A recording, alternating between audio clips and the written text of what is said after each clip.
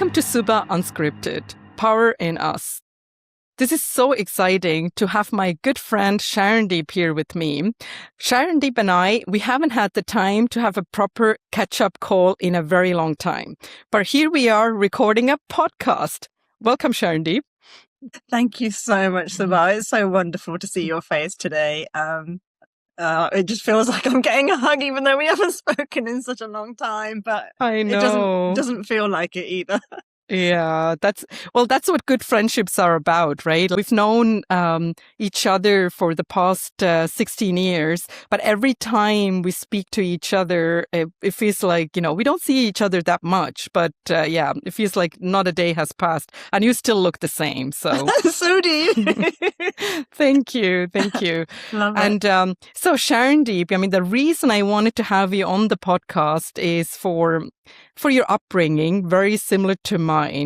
And there's a lot of similarities in the choices you have made as well. And one thing I have very much admired about you is how brave you were in stepping away from things that don't make you happy and also choosing things that are not very traditional in our cultural context, but still rocking it.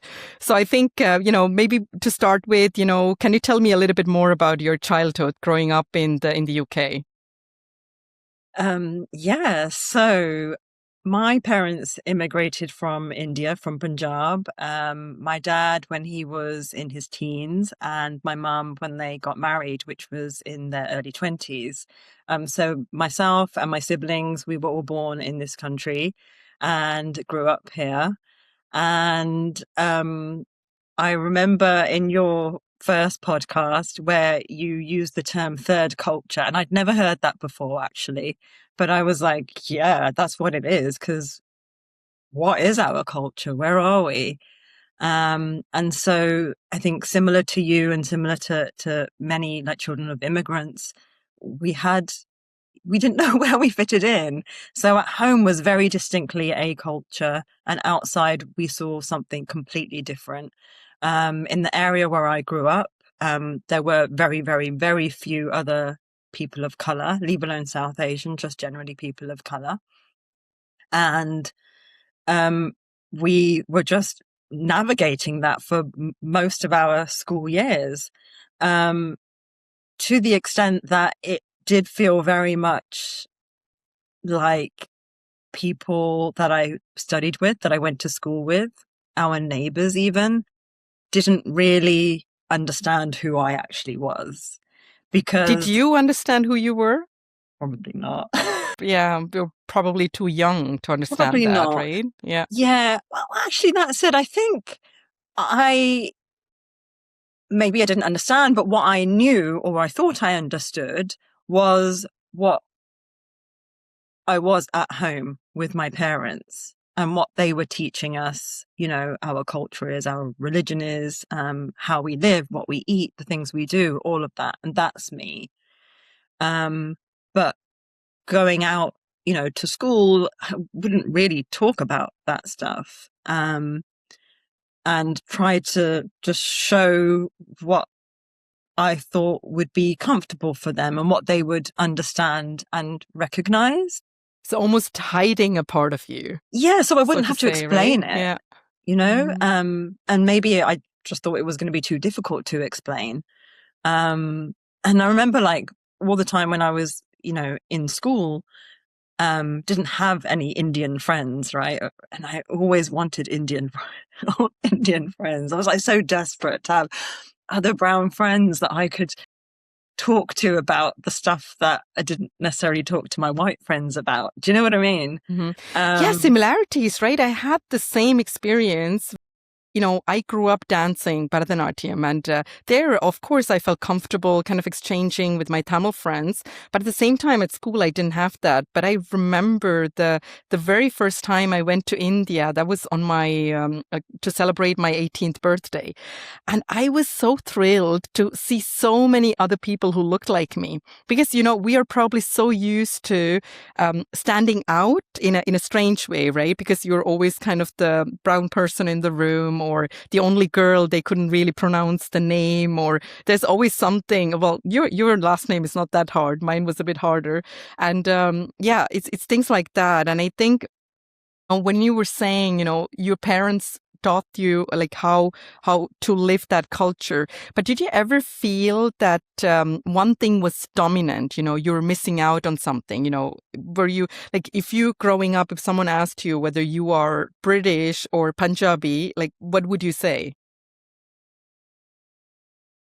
At the time I would have said like, yeah, British Indian, I would British have said. Indian, yeah. So Uh, that's the third culture, that's right? the third culture. Probably, right? Yeah. And what is that? What proportion of what are you kind of are you bringing in different scenarios at different points of time?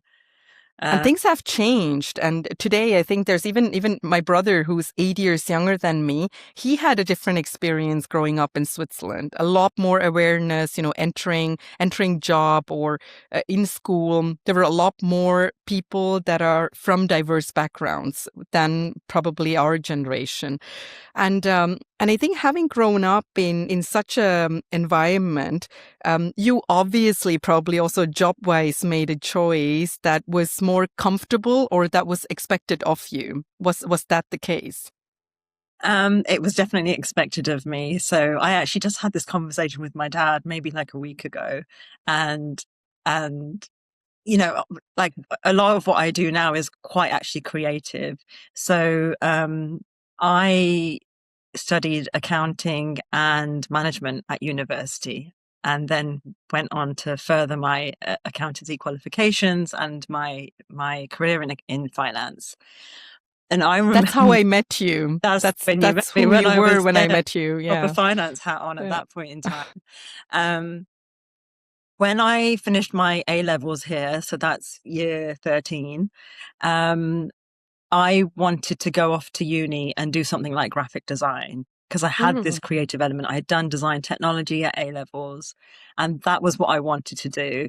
But discussing it with my parents, they were not too keen on that, because they didn't see the stability in doing something like that, The especially financial for a woman.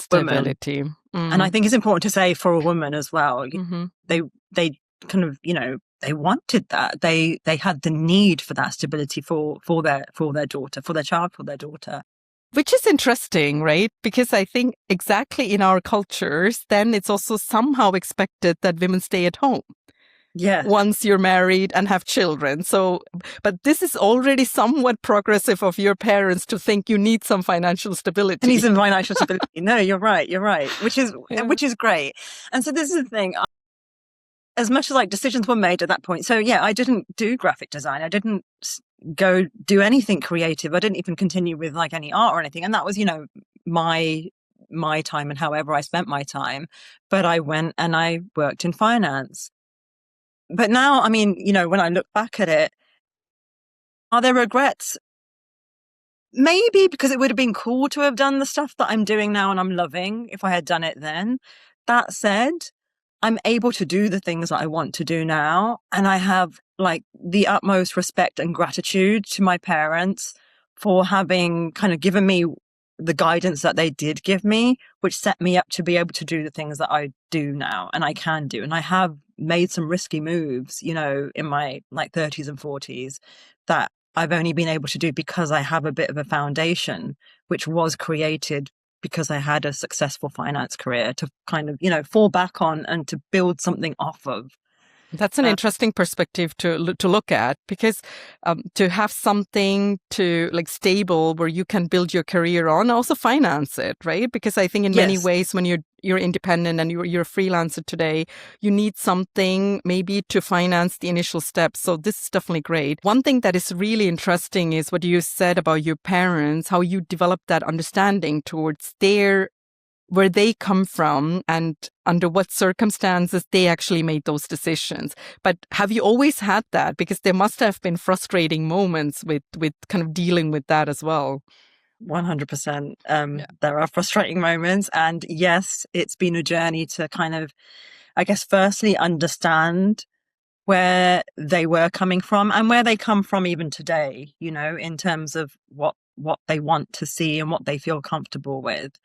And then, off the back of that comes some, I guess, quote unquote, forgiveness, and not feeling resentful towards them for choices that they made and maybe opinions that they had.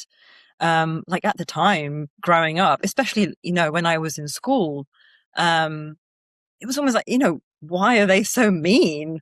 Why don't they let us do this? Why can't we go out with our Yeah, I've white had the friends on a same. Yeah. Friday night with, Mm. everybody else kind of thing? Like, I sometimes feel I've missed all the fun years of my life, right? Like you've been studying and doing everything. And then I think only in my 30s, I felt like I was kind of repeating that and enjoying, or like in those terms, but I wasn't doing the things that my peers were doing when they were in when their they teenage years.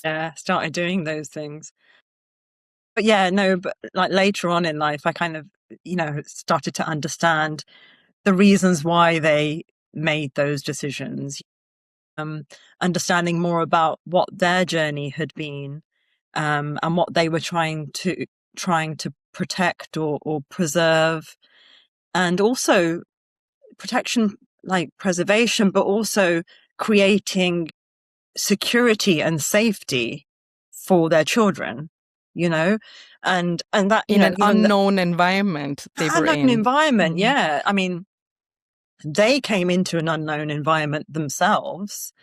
And my parents were by themselves. They didn't have their parents with them or anything, and there were so many changes that they had to kind of, yeah, deal with, different challenges in all the different areas of life that they had to. And then you've got children who are being like brought up in a completely different generation who, yes, there are some overlaps in terms of what they were experiencing, and we were kind of on that journey with them, but then also we were having, like, brand new challenges Yeah. that they had never come across, and we can't have even expected them to have understood those, or known what they were going to be, or what they were even when they were happening, unless we were really kind of communicating those to them. And that's something that, for myself, I think I perhaps could have done better, is actually communicating to them how I felt, what I was going through, and trying to kind of reconcile to where they were. But that reconciliation part happened like later in life for me, where I kind of, okay, I get it, I'm not mad at them. Even today, like I said, they are doing what they think is best. And also in the realm of their knowledge as well. Yeah, Right. absolutely. I Yeah. feel our generation is also a bit, also in terms of what we consume and in terms of um, what we exchange with others. Also, kind of when I think about my team, there's so many people that I also try to understand from that perspective. There's like on the get-go, there's many people you might actually have a conflict with, but you actually enter into that dialogue. I think there's a lot of that, especially building dialogue going on if you want to work with someone, and let alone if it's your parents. And today I feel my mother particularly, she wants to almost compensate for everything that I've lost. She's Yeah. extremely supportive of the decisions I make today, even if they're very crazy ones, because she feels like, she hasn't done that in the past. So which is kind of cute and also quite mature, Yeah. given the journey they have been through, right? So I think I really appreciate that. From your side, we've talked about kind of your upbringing and also kind of the challenges that you've had, like many of our generations go through.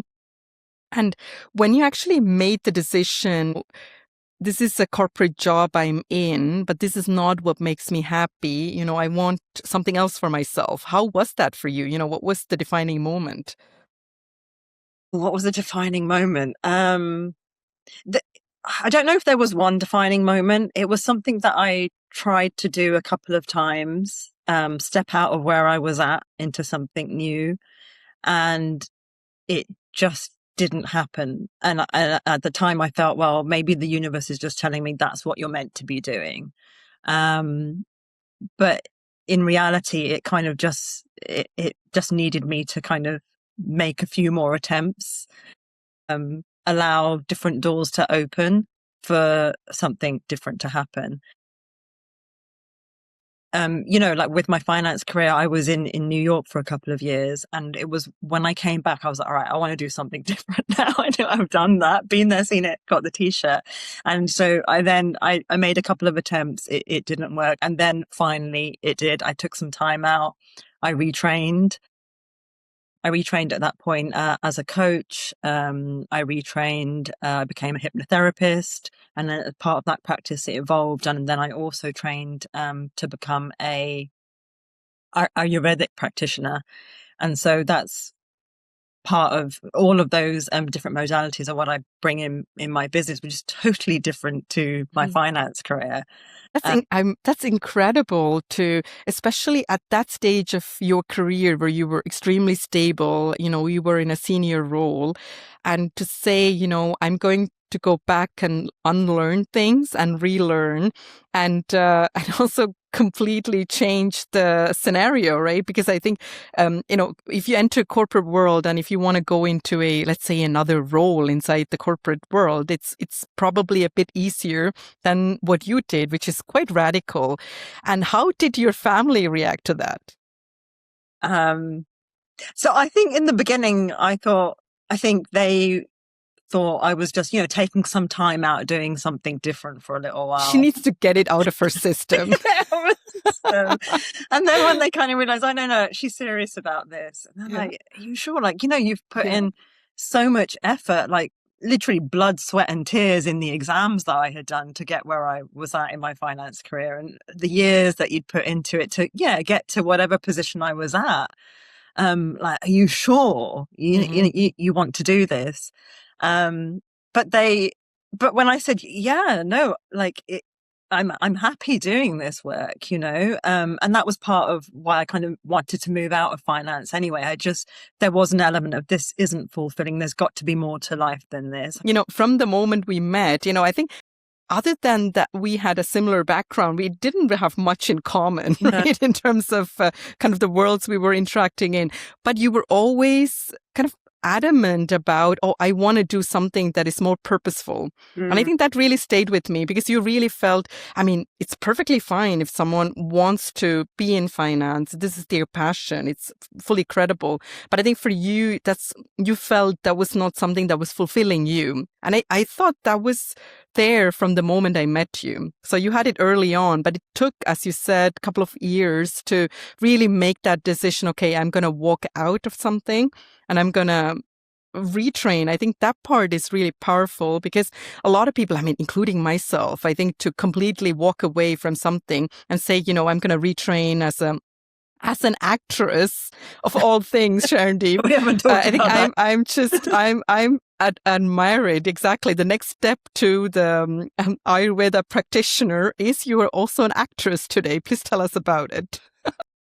So that, I'm running my wellness practice. Everything is good. Fantastic. The acting, all of that stuff, it just kind of came out of the blue, to be honest with you. I saw a casting call. I went for it. I spent a few days on set and I just fell in love with the whole environment and just being on a film set, to be honest with you. That creative space, probably, what you always wanted to have, right? That creative nature. Yeah. It was awesome. Just all the different elements of it and just seeing all the different roles, crew, all the different, everything just coming together and like creating something. I just literally fell in love with it. And then, I won't go into the detail now, but it was just one thing after another. And now it's been like 2.5 years and it's most of what I do now. My business continues, but I'm doing this. I'm doing two things that I absolutely love. And, I kind of freelancing, I guess, in both of them. So I can decide how I spend my time, which I love, which was also one of the reasons I wanted to move out of finance. So I wasn't just working for somebody else. I wanted to just have control of my time, where I was at, when I was there, and all of those things. And like you said, there's nothing flexibility. wrong. Yeah, there's nothing wrong with those kinds of careers. It just wasn't what for you. It wasn't for me, and it does work for people. And and there's like I said, there's absolutely nothing wrong with that. I don't regret any of that time either, but I love what I do now. And I mean, and on the creative side, yeah, it kind of, maybe it is a full circle. I did want to do something creative. I have always been that person. But like acting now, was that ever on the cards? No, I hadn't done anything since I was in school, doing a bit of drama in year 10 or something, and that's it. But yeah, no, that's another thing that I That's do now.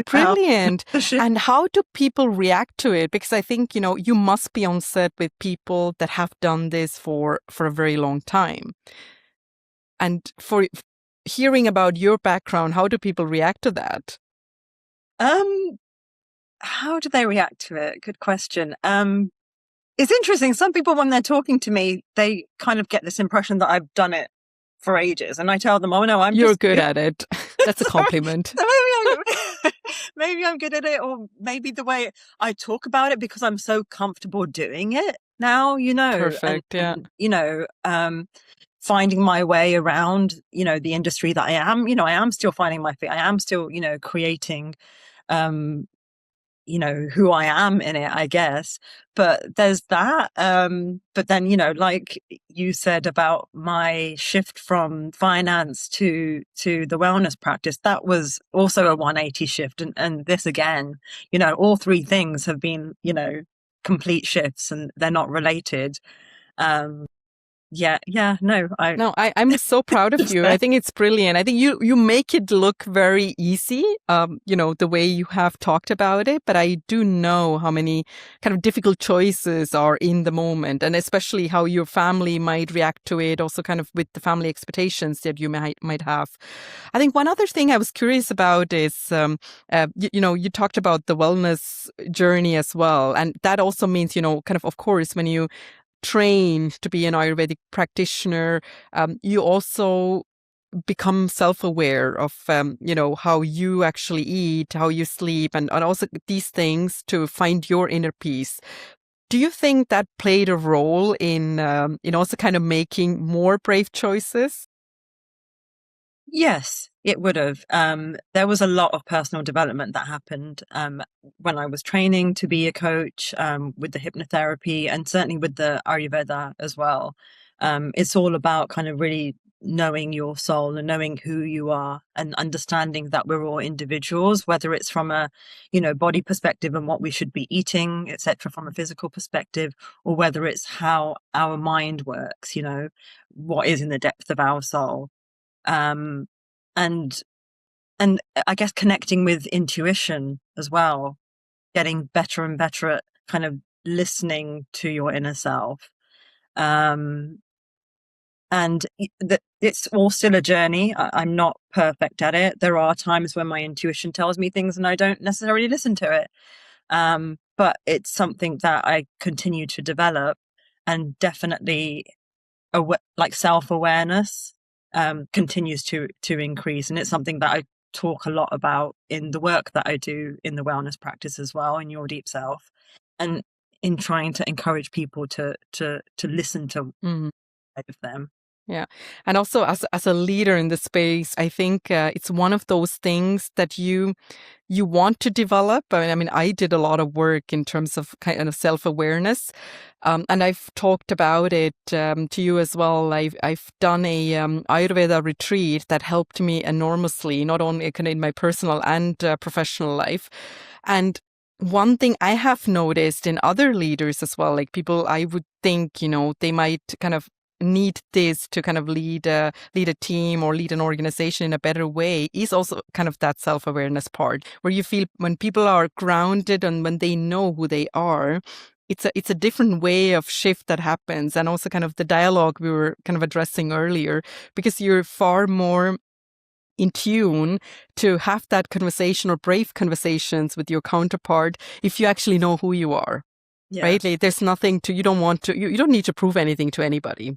It's, it's, you're so self-aware. I mean, as you say, everyone is a process. I don't think there is kind of an end game or, we have achieved it, right? I think by that time we all be dead.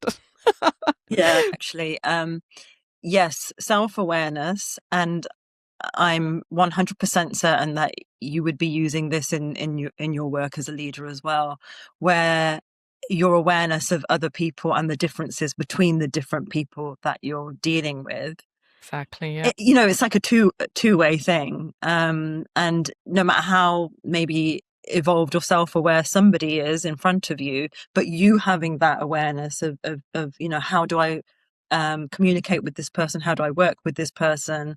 What maybe a strategy can be Mhm. that will impact how you're working and the decision making. Absolutely. And also self leadership is also a part of, even in my work, I have kind of introduced trainings for the team to actually get to the part of self leadership where because I don't feel like leadership is about titles. Anyone is a leader, right? It's not about titles. So I think everyone needs that self awareness or that self leadership part where, and I think also at some point I feel, looking at the state of the world today, I genuinely feel there's the wrong people in leadership positions, and I think in that aspect, I also feel there's a lot of ego, there's a lot of sometimes hatred and so much negativity in the room. Where I feel like self leadership and self awareness and some of the inner work that people do can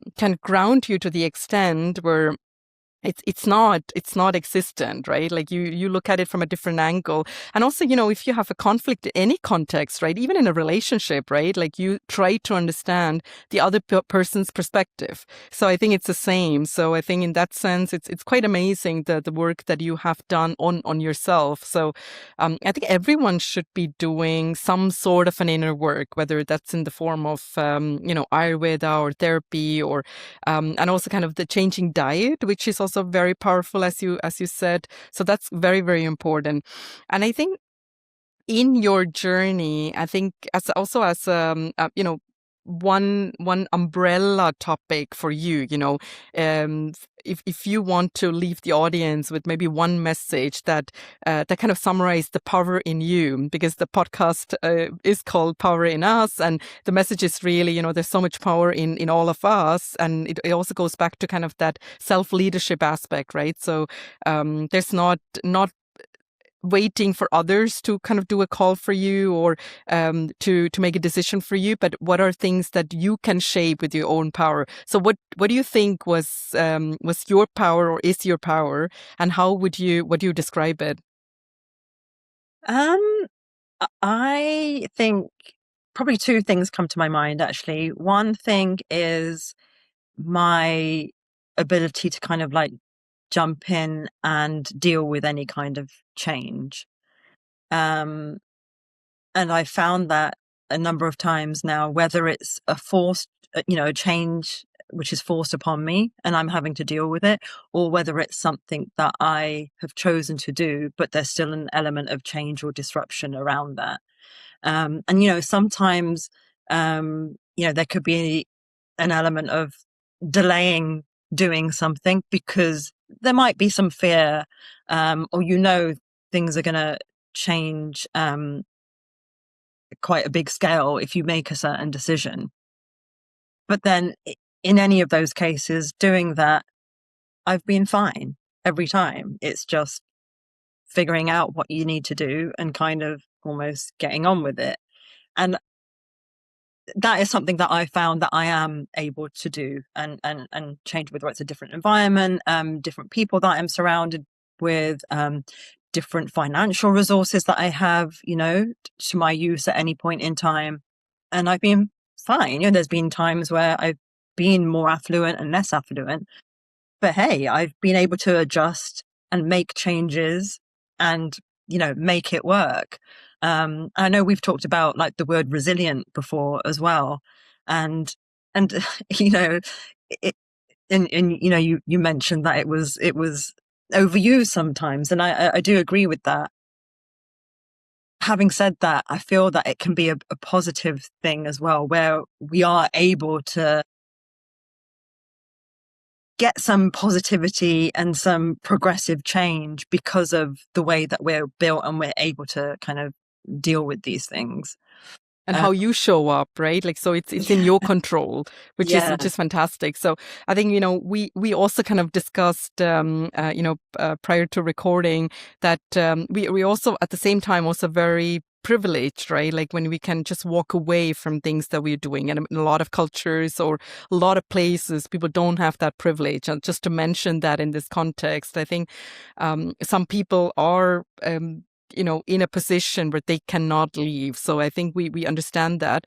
But at the same time, when we feel, especially in the context where, I live in Switzerland, you live in the UK, if you feel, you're not being treated well, or this is not something that makes you happy, or it's not good for you, to still have the courage to step away. I think a lot of people do get stuck in context. I mean, I've seen many people around me get stuck in context where they might go into kind of the phase of complaining, and where they might actually have a power to change that, right? So I think in that sense that can be very helpful, and I think the adaptability might also come from your parents as well, right? They moved from Punjab to the UK with pretty much nothing. I mean, especially your father in his teenage years, where he was very young, and then he's in a position to raise a young family. It's not easy. So I think in that sense, it's also maybe something we got out from our parents. I mean, my parents and I, we were refugees. And if I always thought, if my dad can build up something after in his 30s, once he came to the country, I mean, for me, it's much easier, right? So I think that definitely keeps us going. Yeah. But we also recognize that everything is challenging also for us, right? So I think, as you mentioned at the very beginning, kind of our upbringing was challenging, but at the same time, we also became probably resilient through that. Yeah, no, definitely. And it's a really interesting topic, not only what we've seen our parents go through, but Yeah. also generationally what's been passed down as well. Like from my mum's side of the family, they were refugees who used to live what is now Pakistan, Punjab. Right. And Yeah. so they, during partition had to leave their homes, leave their land, and move to a completely different place. And so, yeah, it's something that change is there. And there is an element of that which would have come down to me through my DNA, not only Yeah. in what I've seen, but also in what I haven't seen. Absolutely. Yeah. And that's, yeah, helped with me and us being able to kind of deal with the changes that we deal with now. We could do an entirely different I know. podcast on generational trauma, right? Because Yeah. I think there's so much, and you said it very well. Because even if you haven't experienced something, you can very well, also kind of the behavior your mom developed or things that she does that really carries on to you and your siblings, and potentially to their children. So there's a lot of truth to that, and I think there's also a lot of inner work involved how to break that cycle, right? Like you are aware of it. I think a lot of people are not even aware of it or capable of articulating it. Yeah. So I Yeah. think that's a very important step for us to see. And I definitely notice patterns in me where, I might have taken from my parents, or I'm still kind of traumatized. Oh, this is coming back. This is us going to my teenage years. And things that I try to break in terms of behavior, or also not to be upset with my parents. Like, the topic we raised earlier, also kind of that sense of forgiveness is also important for everyone to sort of move on. Yeah. Yeah. And for you, what's next for you? Now you're doing your, wellness practice. You have your acting career going on, and what are things you really want to do for yourself as a next step? Um, oh God, big question. I'm loving what I'm doing right now, Yeah. to be honest with you. I'm very, very happy. I love working with my clients in my practice. I love the acting and all the acting related work that I do. I love being on set. I'm just really, really enjoying it. So, and I don't know what's in the future. I didn't know any of this was going to be, in my life, and it is now. And so one of the other, I guess, powers, when we were talking about powers, for me is I've kind of always been that person who's like yes to new experiences, and that's brought me to where I am in so many different things. I am, something I haven't done before. Yeah, let's check it out. Let's do it. I mean, that's exactly what happened with the acting, and all of a sudden, it's my career now. Yeah. But also at the same time, and this is more, I would say, in recent years, knowing when I don't want to say yes, but I want to say no to something, and just really starting to put myself first. Um, I don't know. I'd be interested to see what your opinion is on. I feel a lot of South Asian women can be people pleasing and serving, and we're kind of brought up to do those kinds of things. But it shifts a little bit when you start, okay, well, what do I want? Let me decide on that first, and then see, what else is there for me to offer. But in a positive way, I'm not Yeah. being mean. I think I'm fully with you. I think we have been brought up also thinking about what others think, right? That's probably a term we all heard in our household. What might others think? And we have talked about also about that in the past, in the sense a lot of people probably don't even care.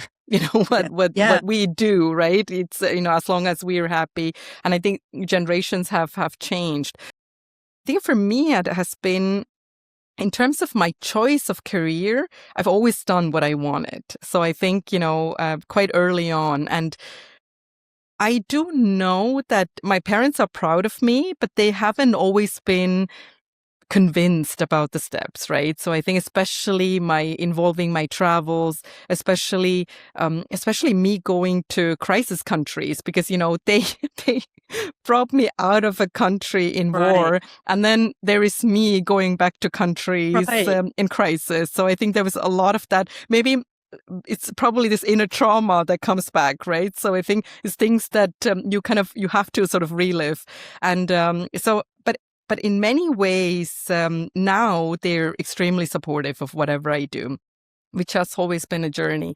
And the part of putting yourself first, I feel like my mom articulates it for me.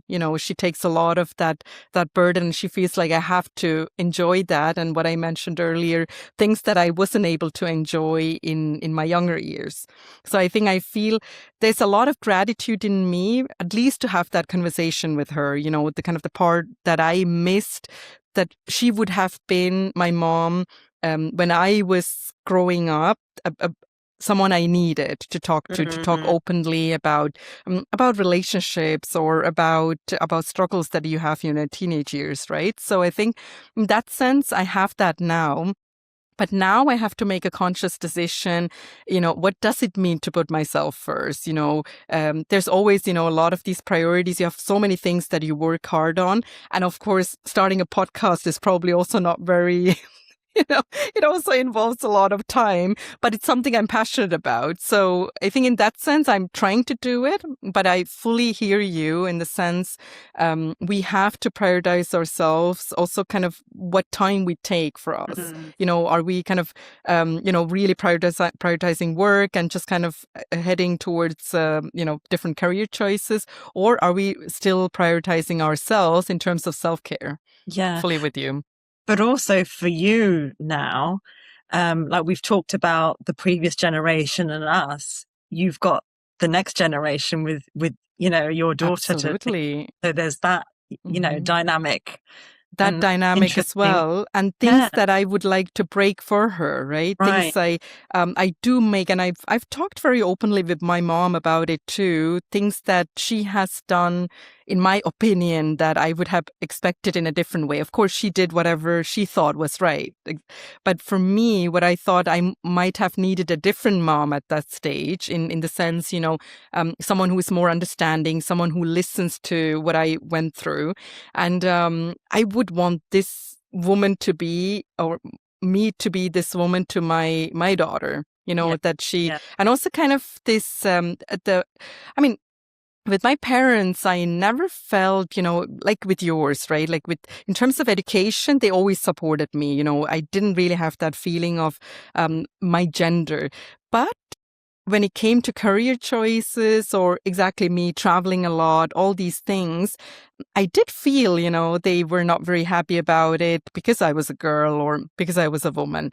And with my daughter, I wouldn't give her any of these restrictions. I would really encourage her to do anything she wants. And in the case it's still legal, Yeah. I would absolutely support her with everything.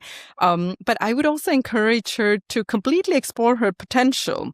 Kind of your younger self who wants to do graphic design. And I don't feel the sense of, and especially in Switzerland, that's sometimes a bit of a challenge because growing up, you sometimes have the feeling, you have to know what you're doing at a very young age. You have to go into this apprenticeship.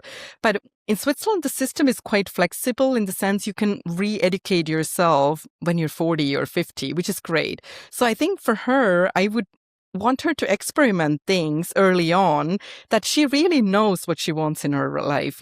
Also for me, in 10 years' time, I might be doing something completely different and I'm fine with it. I mean, very similar to you, I'm also very adaptable. Yeah. And I would just want to do things that also make me happy, not get stuck into titles or things that I've done in the past. So it's more about, like yourself, building on the experience we have, how we can actually move on from here. And I think there might be a different version of myself Yeah. for the future. So it's Yeah. and exactly, I don't have anything that I regret. At the same time, I also want to be a role model for my daughter. So I think in that sense, I also want to be active and continue to do things that I am passionate about.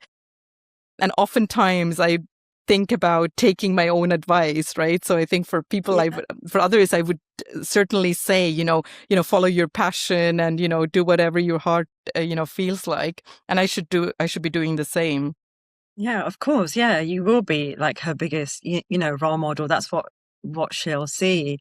And same, the way we saw certain people around us, and that's what we saw.